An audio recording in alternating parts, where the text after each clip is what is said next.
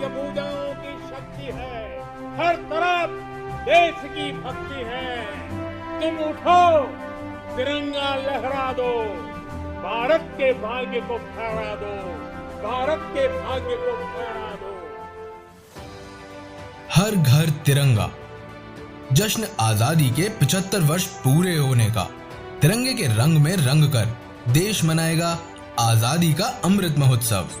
मैं टाइगर सोलंकी पूरे देश की 140 करोड़ जनसंख्या को सबसे पहले तो 75 साल पूरे हुए हमारे देश की आजादी के उसकी शुभकामनाएं देना चाहता हूं। क्या आपको पता है हमें आजाद हुए पूरे 75 साल हो चुके हैं, पर आज भी हम कुछ चीजों से आजाद नहीं हुए, जैसे कि बेरोजगारी, पॉल्यूशन, पेड़ों को काटना बढ़ता हुआ जा रहा है, पानी का वेस्टेज बढ़ता हुआ जा रहा है। इन पर कोई ध्यान नहीं देता। हमारी देश की मीडिया और देश का प्रशासन अगर ध्यान देता है तो किस चीज पे ध्यान देता है? बस धर्म, हिंदू, मुस्लिम, सिख, ईसाई को कैसा लड़ाया जाए। उन्हें ये नहीं पता कोई कासिम, कोई राहुल, कोई लूसीफर, ये सभी लोग साथ पढ़ते, इन्हें कोई धर्म से मतलब नहीं है। अगर हमें देश में बात करनी चाहिए और देश को आजादी दिलानी चाहिए, अगर आज हमें सबसे ज्यादा जरूरत है किसी बात पर करने की, वो है बेरोजगारी, बढ़ता हुआ पॉल्यूशन, पेड़ों का काटा जाना और पानी की वेस्टेज। इन चीज़ों पर हम बात करने की, पर इन पर कोई बात नहीं करा। अगर देश में हर युवा के पास, हर व्यक्ति के पास अगर कोई रोजगार होगा तो ना ही तो फालतू रहेगा, ना ही किसी धर्म या किसी नेताओं की बातों में आके वो धर्म के लिए लड़ेगा। सभी रोजगार रहेंगे, पर हम इन पे आज ना ही कोई बात करता है। दूसरी अगर हमें किसी चीज़ पे बात करनी चाहिए, वो करनी चाहिए पॉल्यूशन पे। ना ही न्यूज़ चैनल इस पे कोई डिबेट आता है कि इतना पॉल्यूशन बढ़ता जा रहा है। गंगा जमुना जैसी नदियाँ, कितनी सारी नदियाँ हैं वो गंदी होती जा रही है, पर इन पर कोई बात नहीं करना। पेड़ों को काटना